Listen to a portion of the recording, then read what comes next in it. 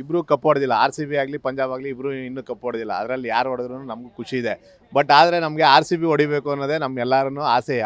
ಯಾಕಂದರೆ 18 ವರ್ಷದಿಂದ ನಾವು ಕಪ್ಪು ಒಂದು ಹೊಡೆದಿಲ್ಲ. ನಮ್ಮ ಹತ್ರ ತುಂಬ ಜನ ನಮ್ಮನ್ನು ರೇಗಿಸೋರಿದ್ದಾರೆ.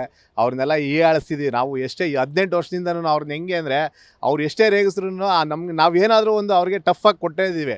ಏನಾದರೂ ಒಂದು ರೆಕಾರ್ಡ್ ಮಾಡಿದ್ದೀವಿ, ಒಂದು ಜೋಶ್ ಇದ್ದೀವಿ. ಅವರು ಯಾವುದೇ ರೆಕಾರ್ಡ್ ಇಲ್ಲದೆ ಇದ್ರೂ ನಮ್ಮ ಹತ್ರ ಏನೇ ಒಂದು ನಾವು ಕಪ್ ಗೆಲ್ದಿರ ಇರ್ಬೋದು, ಬಟ್ ರೆಕಾರ್ಡ್ ಮೇಲೆ ರೆಕಾರ್ಡ್ ಮಾಡಿದ್ದೀವಿ. ಅದರಲ್ಲಿ ನಾವು ಯಾವ ಟೀಮ್ಗಿಂತನೂ ನಾವು ಏನೇ ಆಗಿಲ್ವ.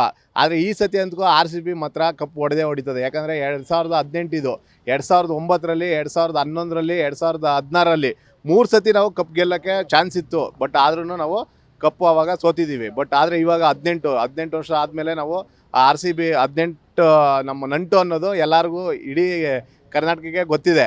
ಆದರೆ ನಾವು ಈ ಸತಿ ಹೊಡೆದು ಇಡೀ ಇಂಡಿಯಾಗೆ ತೋರಿಸ್ಬೇಕು ಅನ್ನೋದು ನಮ್ಮ ಆಸೆ ಇದೆ. But R C B cup ಗೆಲ್ಲೇಬೇಕು ಈ ಸತಿ.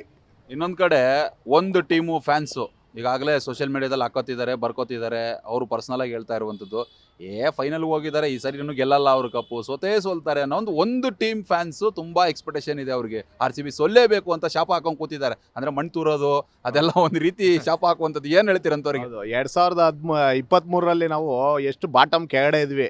7 ಮ್ಯಾಚ್ ನಾವು ಕಂಟಿನ್ಯೂ ಆಗಿ ಹೊಡ್ಕೊಂಡು ನಾವು ಟಾಪ್ಗೆ ಬಂದು ಕ್ವಾಲಿಫೈ ಆದವರು. ಅದೇ ಥರ ಈ ಸತಿ ಅವ್ರು ಬರ್ತಾರೆ ಅಂತ ಅಂದ್ಕೊಂಡಿದ್ರು, ಬಟ್ ಬರೋಕ್ಕಾಗಿಲ್ಲ ಪಾಪ. ಅಂಥವ್ರ ಬಗ್ಗೆ ನಾವು ಏನು ಮಾತಾಡೋಕ್ಕಾಗಲ್ಲ. ಯಾಕಂದರೆ ಅವ್ರು ಇವಾಗ ಸೋತೋಗ್ಬಿಟ್ಟಿದ್ದಾರೆ. ಅವರು ಹೆಂಗೆ ಅಂದರೆ ಮ್ಯಾಪ್ನ ಉಲ್ಟಾ ಮಾಡ್ಬಿಟ್ಟು ಹೆಂಗೆ ಮೇಲ್ಗಡೆ ನಾವು ಮೇಲ್ಗಡೆ ಇದ್ದೀವಿ ಅಂತ ಅಂದ್ಕೊಂಡು ಕನಸಲ್ಲೇ ಇದ್ದಾರೆ ಇನ್ನೂ. ಬಟ್ ನಾವು ಒಂದು ಕಪ್ ಹೊಡೆದು ತೋರಿಸ್ಬಿಟ್ಟು ಅವ್ರಿಗೆ ಆಮೇಲೆ ಹೇಳ್ತೀವಿ. ನಾವು ಇವಾಗ ಏನು ಹೇಳ್ಬಾರ್ದು ಅವ್ರಿಗೆ. ನಾವು ಕಪ್ ಹೊಡೆದ್ಬಿಟ್ಟು ತೋರಿಸಿ ಆವಾಗ ಹೇಳಿದ್ರೆ ಅವ್ರಿಗೆ ಒಂದು ಮುಜುಗರ ಇರುತ್ತೆ.